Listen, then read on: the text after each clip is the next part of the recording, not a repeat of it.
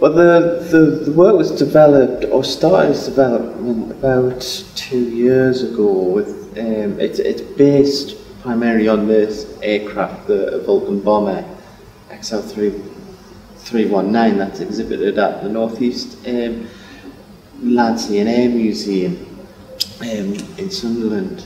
So this aircraft has been there since 1983. And so I wanted to do a work that responded to this aircraft, especially with like the research dealing with the Cold War, and I suppose my relationship with the Cold War.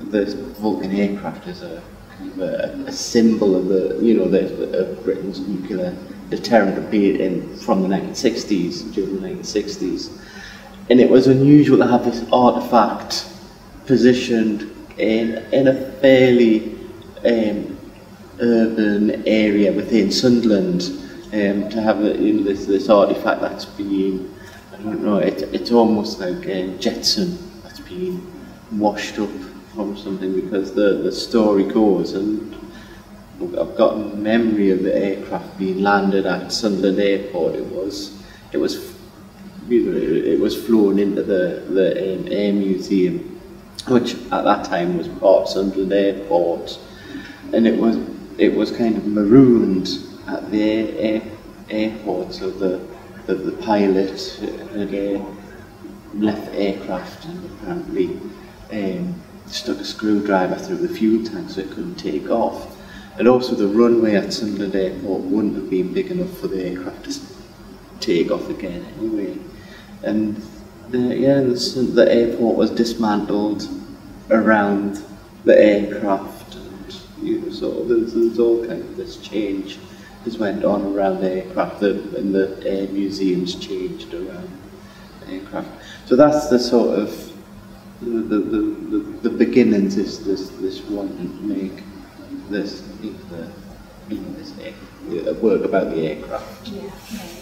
We work in general, and we work practices kind of responding to this kind of memory of the anxiety of the nuclear deterrent and the nuclear threat of the kind of early 1980s, and it was a sort of a really kind of palpable sort of sense of this coming existential end of humanity, and that you were kind of going to be part of it, and it was going to be very quick, which literally, you'd be gone in a flash.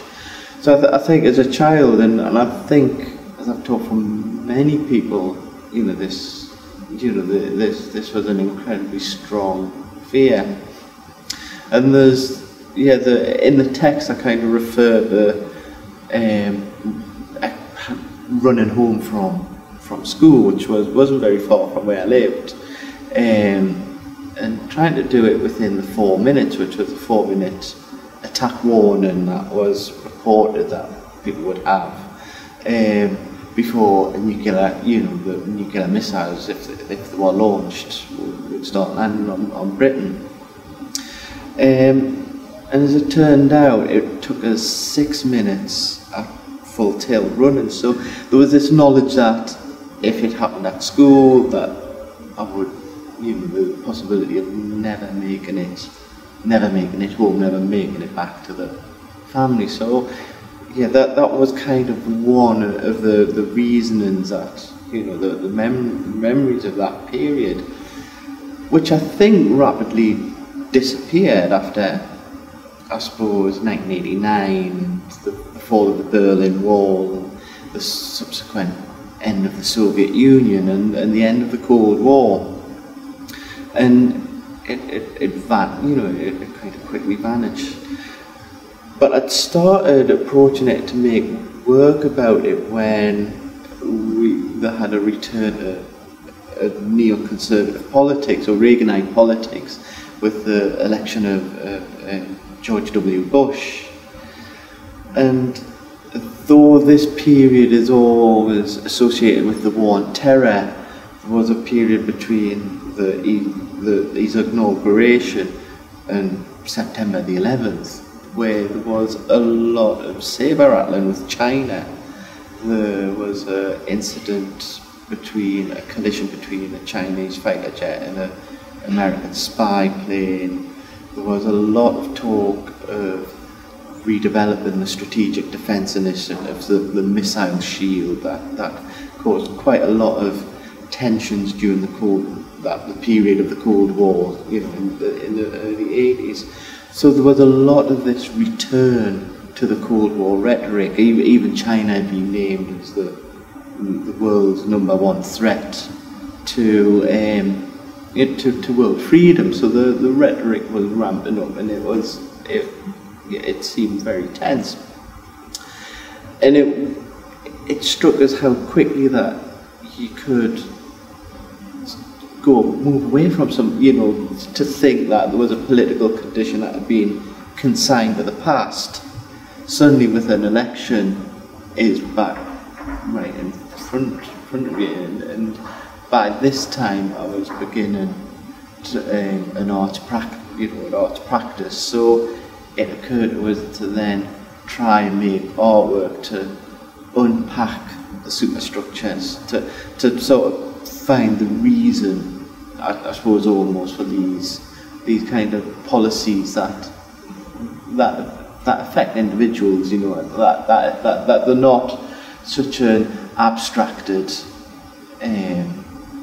notion that the politics isn't far away, because these sort of things kind of affect people directly, and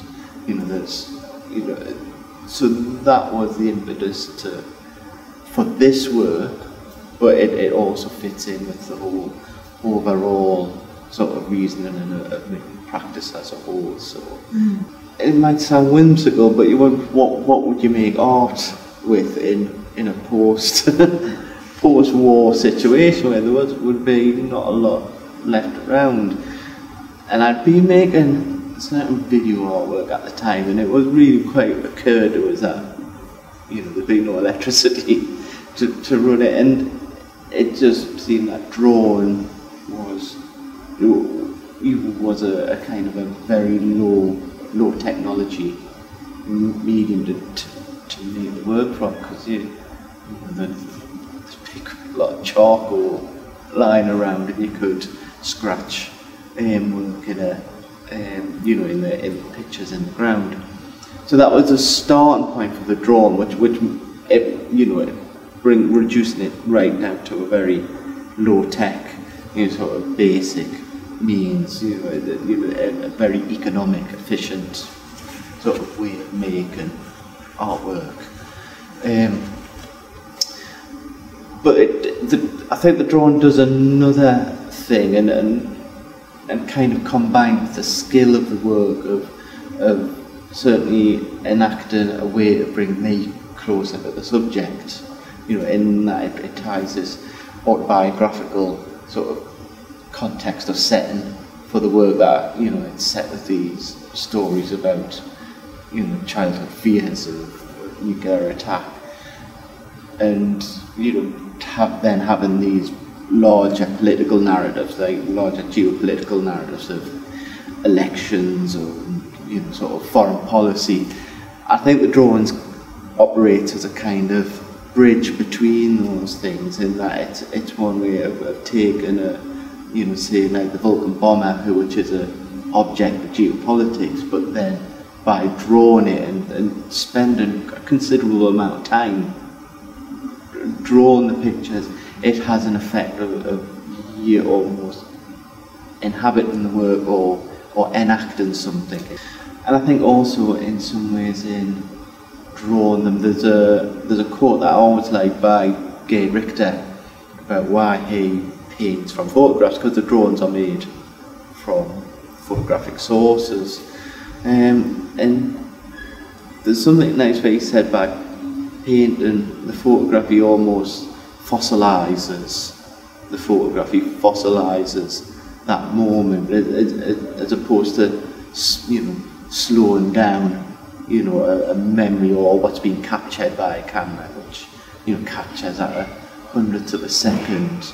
He's somehow solidifying that. So you know, in terms of the time it takes to draw and be made. You know, there's also an interesting link with Paul Virilio, who he writes about the speed of modern warfare, of its on very short lengths of time.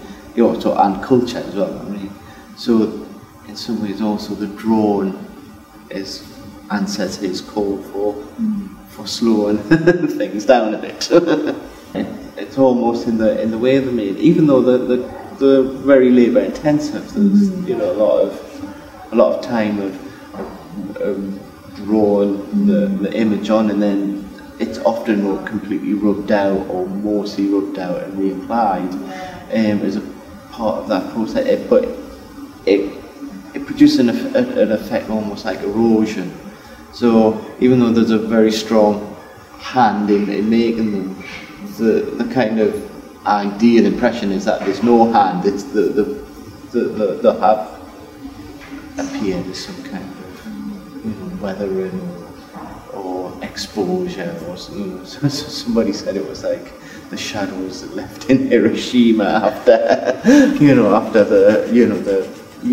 that was made up, you know, from the initial flash and the bomb. So there's these analogies that are brought in, which is quite interesting. Well, you know, I'm not kind of local to the area, and I sort of born and grew up in South Shields, so it was very accessible, you know, sort of cultural point of entry into the work, especially as I was, even before I started my arts career, doing A-levels at school and college. And the NGCA, it kind of was part of forming this, you know, sort of art languages, you know, developed in the contemporary art reference points that I, you know, still use today in work. So it's really kind of quite nice to be coming back and sort of, you know, I suppose feeding these reference points back into the gallery, or recycling the reference points back into the, you know, into the gallery itself. And I think also with kind of working as an artist, and, you know, sort of you know, I suppose an artist local again to the region, it's and I suppose I still consider myself as an emerging artist. It's been very interesting, the level of support in NGCA. When I had this, and we talked about what the initial idea was, you know, I kind of approached NGCA right at the beginning of the project and went, I've got this idea about making work that responds to a Vulcan bomber, and it's within Sunderland.